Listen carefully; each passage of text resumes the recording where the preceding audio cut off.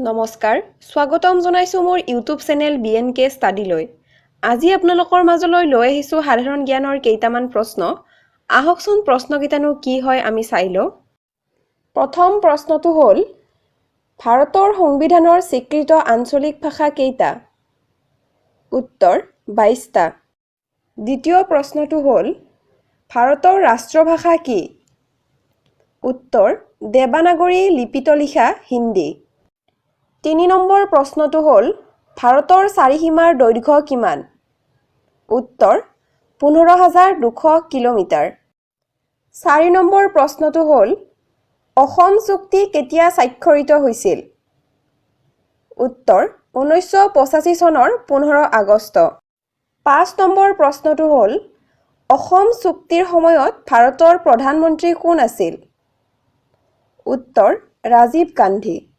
6 number প্ৰশ্নটো হ'ল পিতা পুত্ৰ নামৰ গ্ৰন্থৰ গ্ৰন্থকাৰ কোন উত্তৰ হোমেন বৰগোহাঁই 7 নম্বৰ প্ৰশ্নটো হ'ল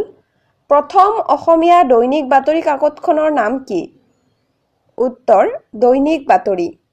8 নম্বৰ প্ৰশ্নটো হ'ল ওৰাং ৰাষ্ট্ৰীয় উদ্যান কোন জিলাত অৱস্থিত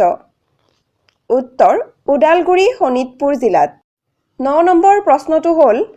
প্ৰথম মহিলা হাতী চিকাৰী কোন আছিল উত্তৰ পাৰ্বতী বৰুৱা